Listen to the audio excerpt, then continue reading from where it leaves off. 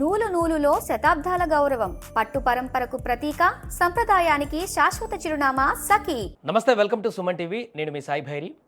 Second సెమీస్లో అద్భుతమైనటువంటి గేమ్లో team India గెలిచింది. దీంట్లో ఓపెనర్గా మరొకసారి అభిషేక్ శర్మ విఫలమయ్యాడు. వరుసగా గత 10 మ్యాచ్ల నుంచి పేలవ ప్రదర్శన కొనసాగిస్తున్నటువంటి అభిషేక్ శర్మ దాన్ని కంటిన్యూ చేశాడు కీలకమైనటువంటి సెమీఫైనల్ 2లో.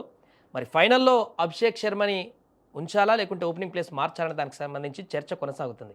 అసలు అభిషేక్ శర్మ బ్యాటింగ్ ఏమైంది, దీనికి సంబంధించి మనం మాట్లాడదాం. మనతో పాటు ప్రముఖ స్పోర్ట్స్ అనలిస్ట్ కామెంటేటర్ చంద్రశేఖర్ గారు ఉన్నారు. సార్ నమస్తే. సార్ నమస్తే సార్, ఎందుకు సార్ అభిషేక్ శర్మ సార్ 1 కాదు 2 కాదు 3 కాదు వరుసగా అన్ని మ్యాచ్లు ఒక్క జింబాబ్వే మీద హాఫ్ సెంచరీ మినహా ఈ T20 వరల్డ్ కప్లో ఘోరమైనటువంటి పేలవ ప్రదర్శన అభిషేక్ శర్మ చేస్తున్నాడు. ఏమైంది అసలు అభిషేక్ శర్మకి? కొంచెం ఆ ప్రెషర్ లో ఉన్నట్టుగా కనబడుతోంది అభిషేక్ శర్మ. ఎట్లా అయితే కనుక మామూలుగా అంటే అభిషేక్ శర్మ మీద చాలా ఎక్స్పెక్టేషన్స్ తోటి టోటల్ గా ఇండియన్ టీమ్ స్క్వాడ్ 15 స్క్వాడ్ చూస్తే వరల్డ్ కప్ ప్రారంభానికి ముందు అందరి మీద కన్నా కూడా ఎక్కువగా అంచనాలతో బరిలోకి దిగినటువంటిది మాత్రం అభిషేక్ శర్మ. అంతకు ముందు బయలాటరల్ సిరీస్ లో అతను చేసినటువంటి ప్రదర్శన ఆధారంగా every single cricket fan Abhishek Sharma మీద చాలా ఎక్స్పెక్టేషన్స్ తోటి ఉన్నారు. ఒక్కసారి ఎప్పుడైతే హ్యాట్రిక్ డక్అవుట్స్ అయినాయో నేచురల్ గానే ఆ ప్రెషర్ లోకి వెళ్ళిపోయాడు. సో దాంతో ఆ ప్రెషర్ అనేటువంటిది అలా కంటిన్యూ అవుతుంది. ఇందాక మీరు చెప్పినట్టుగా but for that Zimbabwe 55 runs against Zimbabwe, దాన్ని మినహాయిస్తే కనుక అది కావట్లేదు. సహజంగానే అభిషేక్ శర్మ నేచర్ ఏంటి కనుక చాలా అగ్రెసివ్ గా ఆడేటువంటి ఇది. యువరాజ్ సింగ్ ని మనం తెలుసు. సో యువరాజ్ సింగ్ దగ్గర తర్ఫీదు పొందుతున్నటువంటి ఆటగాడి ఇది ప్రిపరేషన్ అనేటువంటిది ఎలా ఉంటుంది అనేటువంటిది మనకి తెలిసినటువంటిది. ఆ అగ్రెషన్ అనేటువంటిది చూపించాలనుకుంటున్నాడు. ఆ సమయంలో మిస్టైమింగ్ అవటం తోటి అభిషేక్ శర్మ ఈ రకమైనటువంటి పూర్ ఫామ్ ని కొనసాగిస్తూ ఉన్నాడు.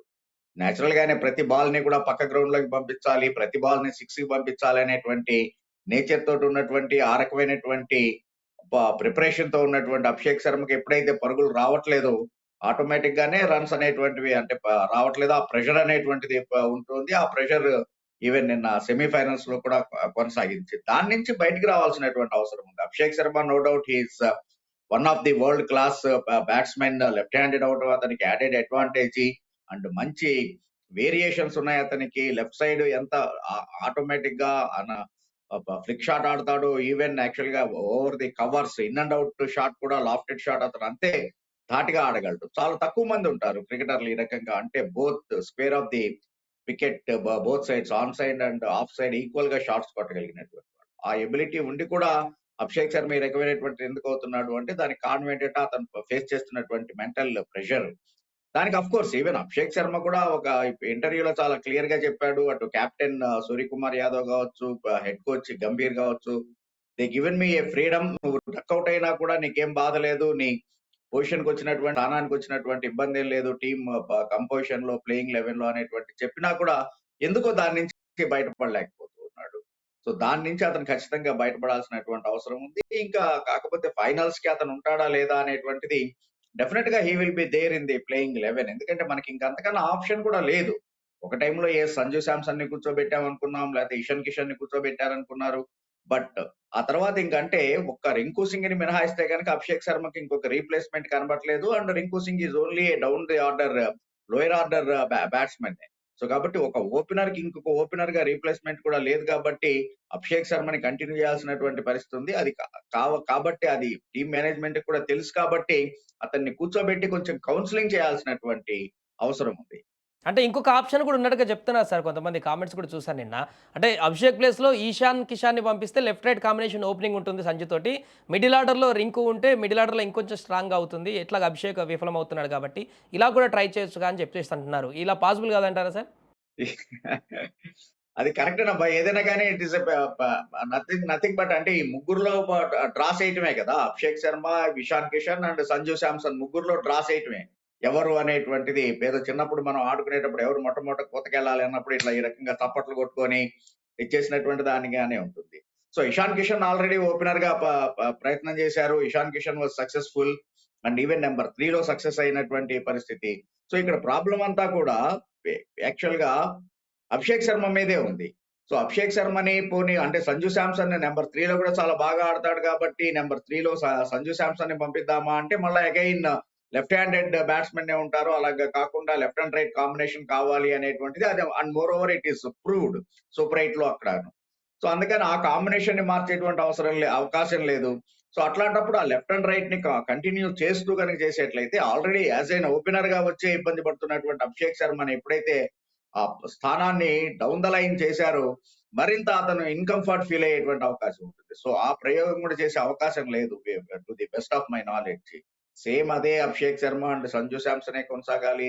ఒకవేళ నెంబర్ 3లో ఇషాన్ కిషన్ గనక ఫెయిల్ అయ్యుంటే, లేకపోతే గనక ఇన్‌కంఫర్ట్ గా కనపడుంటే గనక ఏమైనా గాని ఆ సజెషన్స్ అనేటువంటివి వర్కౌట్ అయ్యేటువంటివేమో. బట్ యాక్చువల్‌గా Ishan Kishan is very comfort at number 3. Opener గా కావచ్చు, లేకపోతే నెంబర్ 3లో కూడా చాలా కంఫర్ట్ గా ఉన్నాడు కాబట్టి I don't think there will be any changes in the final match లో. ఆ బ్యాటింగ్ లైనప్ లో కూడా చేంజెస్ ఉండే అవకాశం లేదు. అంటే అభిషేక్ శర్మ మొదట్లోనే అవుట్ అవ్వడానికి ఆల్రెడీ అపోనెంట్ టీంలో వేస్తున్నటువంటి వ్యూహాలు ప్రధాన కారణం అవుతున్నాయా సార్? లేకుంటే అభిషేక్ శర్మ తనకు తానుగా చేసుకున్నటువంటి పొరపాట్ల కారణంగా అవుట్ అవుతున్నారా? ఆఫ్ కోర్స్ జనరల్ గానే ఇప్పుడున్నటువంటి టెక్నికల్ అవైలబిలిటీ, ఆ అడ్వాన్స్‌మెంట్ ని గనక గమనించినట్లయితే ప్రతి ఆటగాడి యొక్క బలం ఏంటి, బలహీనత అనేటువంటి దాన్ని ఆ స్ట్రెంగ్త్ అండ్ వీక్‌నెస్ ని దృష్టిలో పెట్టుకొని దానికి తగ్గట్టుగానే లైన్ అండ్ లెంగ్త్ ని మార్చుకోవటం బౌలర్‌లు అవన్నీ చేస్తూనే ఉంటారు. సో ఫర్ దట్ మ్యాటర్ అట్లా అనుకుంటే గనక సంజు శాంసన్ మీద ఎవరు కూడా ఇది చేయలేదనా, లేకపోతే వర్కౌట్ చేయలేదనా, ఇషాన్ కిషన్ మీద మిగిలినటువంటి అంటే other than this Abhishek Sharma మిగిలిన వాళ్ళ మీద ఎవరు వర్కౌట్ చేయలేదనేది కాదు కదా! అందరి మీద ఆ రకమైనటువంటి టెక్నికల్ సపోర్ట్ తోటి వర్కౌట్ చేసినటువంటి వాళ్ళే. వాళ్ళ బలాల్ని, బలహీనతల్ని దృష్టిలో పెట్టుకొని. అభిషేక్ శర్మ విషయానికి వచ్చేటప్పటికి ఏమవుతుందంటే ఎదుటి వాళ్ళు వేసినటువంటి ఆ ట్రాప్ లో ఈజీగా పడిపోవడం ఒకటి నెంబర్ 1. నెంబర్ 2 ఎక్కువ రన్స్ చాలా తక్కువలో అంటే తనకున్నటువంటి ఆ బిఫోర్ వరల్డ్ కప్ ముందు అతనికి ఉన్నటువంటి ఆ స్ట్రైక్ రేట్ ఏదైతే ఉందో 180+ దాన్ని అలాగే కొనసాగించాలి అనేటువంటి ఉద్దేశంలో ఉన్నాడే గాని ఇప్పటికీ కూడా పరిస్థితులకి తగినట్టుగా కొంచెం గేర్ మార్చాలి అనేటువంటిది first gear, second gear, third gear, fourth gear ఉంటాయి అనేటువంటిది మర్చిపోయి ఒకేసారి టాప్ గేర్ లోకి వెళ్ళేటువంటి ప్రయత్నం చేస్తుండటం వల్ల ఈ రకమైనటువంటి ఇబ్బంది కలుగుతూ ఉంది.